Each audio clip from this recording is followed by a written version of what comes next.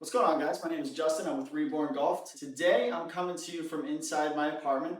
Reason being, it is nasty outside, which is actually a perfect setup for episode 1 here of the Breaking 90 series. So what I'm going to do is start by showing you a bunch of things that you can do inside your house, whether you have time, don't have time, or a combination of many different factors of why you can't get to a golf course, can't get to a driving range, practice green. We're going to start with the things that are pretty much plaguing people and they're unable to bring down their scores. In giving golf lessons, 1 lesson, 2 lessons, 3 lessons, a package of lessons, whatever the case may be, we always went straight to a full swing for the most part. A lot of people don't start out on the putting green. They don't start out chipping, pitching, working their way up to full iron swing. So I ended up seeing a lot of people who had, let's face it, not great swings, or less than mediocre swings, and they were trying to go 0 to 100 very, very fast. They wanted to see immediate gratification. It would be like they were trying to buy the sports car when their family needed the Tahoe, right? And what they really needed to do was slow down, go back to the foundational part of the process where you have to learn, like Tiger Woods, learn from the green and work your way back to the driving tee. Oddly enough, I am going to start with the driver today because I know a lot of people want tips on the driver. And in fact, breaking 90 is about getting off the tee. So how to break 100 or how to break 90, in my opinion, is short game. 100% chipping, putting, pitching, anything under 40, 50 yards. Because that's where you're really going to save a great amount of strokes. You're able to quantify the amount of putts that you've taken around. You can quantify any amount of strokes in a round, but putting obviously in particular. But you also need to get off the tee. And I think learning irons and your distances with irons are very important, but it's a little bit more of an advanced skill. So let's talk about getting off the tee first. So let's talk about driving. The first thing I want to talk about, again, inside my apartment, not on a course, so we're not going to be hitting any balls today. But I do want to talk about setup and posture and balance. Say a lot of things that I preach, you'll see a lot of my reels and shorts and videos and content will be using the words posture, balance, mobility, flexibility, strength, speed, all those things. Posture is extremely important. What I want to do is stand nice and tall. My feet are going to be a little bit wider than shoulder width. Okay, feet are a little wider than shoulder width in this case. I'm not going to do anything crazy. I don't want to set up for a driver and completely change my swing just to attack this ball with the most speed I possibly can. More than likely, it's not going to matter how hard you swing at it if the face is wide open or closed.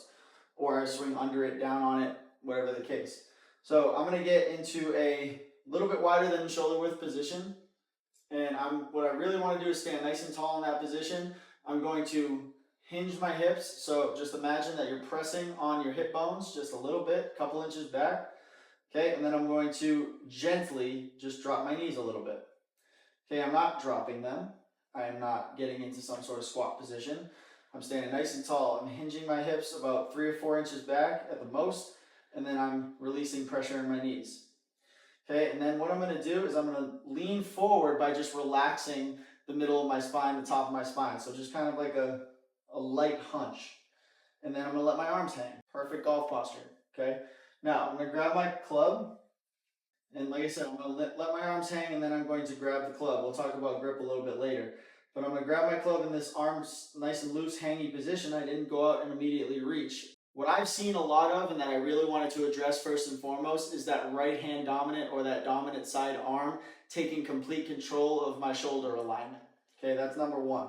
So once I got my posture and everything's complete here, if I immediately go for the ball like so, you'll see that my right arm basically went for the ball and opened up my shoulder line. So my feet are nice and perfectly aligned to my target. But what will happen after that is I'll go to the ball where it's supposed to be up front near my toe, and my right arm and my right shoulder will immediately go toward that ball. So now I've created my shoulder line to be completely wide open. And that's not going to be good for when I go to take it back, because I can immediately try to go really far inside, or I could just follow that line and let everything, naturally kind of go out to the right where I'm creating this giant loop. Either way, it'd be in and out, which is normal, or out to in, which is also normal where you see a lot. So now let me be clear, it's not normal, or it's not the right thing you should do, but it is normal to see in a golf lesson. How to fix this first point is, again, I'm getting in that golf posture, hinge, a little bit of knee drop, a little bit of flexion in the spine. And what I want to do is actually just go to the ball with my left arm. You see, nothing changes in that case. And what I'll do with my right arm, instead of bringing it over the top, is I'll actually bring it in from the bottom. So as you can see, if I let my arms hang just to check, maybe from this perspective, this side, I'm here, got my posture, I'll go to the ball with my left arm, and then bring my right arm in from the bottom. And what you'll notice, one, my arms are still nice and loose. Number two, I have that nice incline that a lot of coaches will recommend. Of course, we want to hit up on the ball with the driver. And number three, I don't have that dominant arm coverage of the ball that's going on that opens up my shoulders completely and changes your whole dynamic of how you're about to swing. I can't tell you how many lessons of driver that I've given where I'd have someone just ready to go like this, and they'll say, what am I doing? I'm slicing the hell out of it, right? And I'll just go, whoop, drop their shoulder back, and it changes their whole swing completely.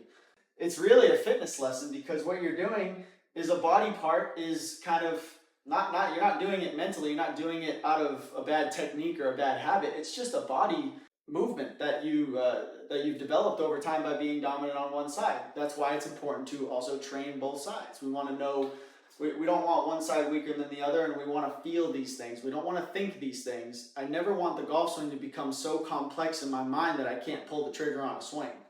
It's also been plenty of times in golf lessons that I've had to literally tell a client to step off the ball because it's been 8 seconds of them staring at it while they're ready to go. You're like, no, step off. I don't know what's going on in your mind right now, but we got to clear it. Okay, so that's point one, is posture and setup. Okay, number two, I need everybody to understand and see in their minds, and this is not a thought, this is a sight. I'm going to go left hand to the ball. I'm going to bring my right arm from the bottom and let my arms hang nice and loose. Now I'm all lined up. And what I want you to think about is hitting the inside of the ball.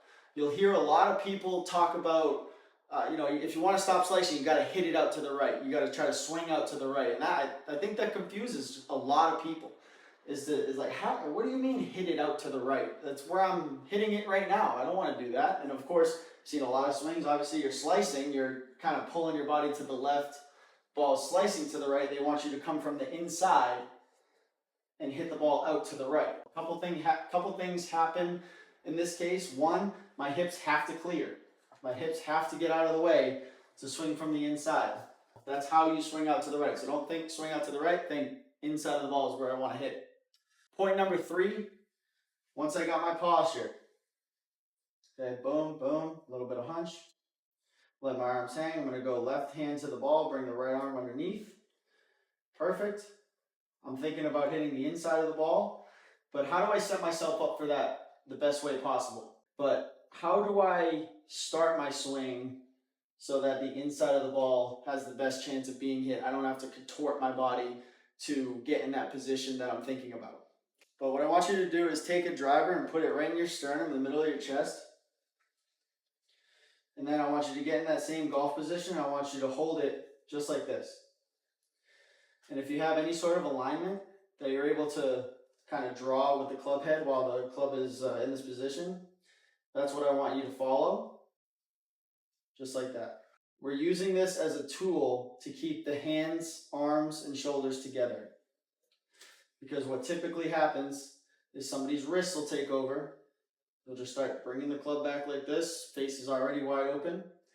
Sometimes you'll separate the arms from the shoulders where there'll be a massive gap that we got to fix. Sometimes they'll all stay together, but you'll just come in a really super loop. So again, this is the drill to practice going back slow with the driver, because the Nelly Corda drill is fantastic, but it's great for irons to drag a ball back. You can't really do it with the driver. So it's going to be this one. We keep it square. And we're only going to about the knee. Just enough so I can get that initial takeaway started. Just like that.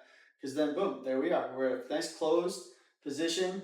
There's less variable that can happen after that, where that first move, a lot of people have a very bad first move that screws the whole swing up. I like to think of the golf swing as an equation. What I do on one side, I have to do on the other. So any crazy movement that happens during my backswing, I have to make adjustments for it on the way down, and that changes a lot of people's impact up, consistency, of course. So we want to minimize those things. That's what the pros are so good at. Their backswings are just so fluid. Everything at the ball is just perfectly timed and ready to go. There's nothing to make up for. I'm going to do that one more time and I'll show you how it translates. So I'm in this position. One perfect take back. Two take backs. Club in hand. That's all I want to do is get to there. And then I would come up and let's hit the inside of the ball. Last thing for this episode is I want to talk about the top of the backswing and this flying elbow. Okay, this is 100% a fitness issue because a lot of the time it's tight lats, or a lot of the time you just don't have that external rotation necessary in the shoulder to get into the position to keep it tucked. So the first thing, the easiest way to go is just keep it flying.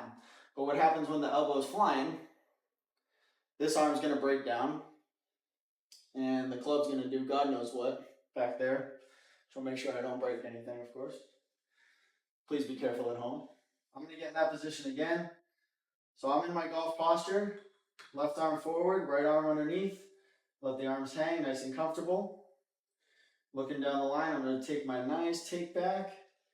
And then I'm going to show you, oh no, that right arm has just gotten to a crazy hang. I got a breakdown on my left arm. And now I'm right back into baseball bat mode where I'm going to hack away at this golf ball. So what I want you to do in this case is a little drill to help that external rotation. If you feel any pain while doing this, stop it immediately and take a lacrosse ball and just start working out this area in here. Little myofascial release. So you'll take the club. I want you to wrap it around just like this. So the shaft is right behind my tricep. I'm holding onto the club with a finger or two. And I want you to get into a little mini golf position. Stand nice and tall. And use the bottom half of the club to just give yourself a little pull. Okay, little assisted external rotation. Take it back as far as you can so you can really feel how far range of motion that you have. Just to prove to yourself that one, you can do it, and two, it is an extra assisted stretch. And then I want you to imagine you're taking a golf swing, hold it down, and go ahead and make a swing. Just a little mini practice swings. Do not go fast. It'll be uncomfortable. Don't do that. We just want to mimic what it feels like so that when I put a club right back in my hand, I'm going to do all the things I was doing, except this time I'm going to focus on that tucked elbow here. And then the last thing I want to do is basically just, let my body swing the club. Notice how I'm in that external rotation. It's just the elbow's down, it's not up. So I'm staying on point to hit the inside of the ball. The second that I lose this elbow, the first thing I'm going to want to do is come down upper body dominant. And that's not the case. That's not how we hit a good ball with the driver. So here, slow, tuck it, and then hit that inside the ball. So hopefully all those points and tips will help you get off the tee a little bit better. Go and practice a lot of those at home, at the driving range, whatever you can get around to. Again, all of the things that I'm going to show you are going to be able to be done at home. They're all going to be able to be done on your schedule, quick amount of time. If you have a chance to get to a practice facility, definitely do it. Practice responsibly, but really work on the short game. The short game is what's going to get you over a 90 or 100 hump. Confidence off the tee is, of course, very important to start bringing the scores down so that when you start talking about your symptoms with golf pros, golf fitness pros, whatever, you will have something to come with other than I sliced the ball and I have no idea what the hell is going on.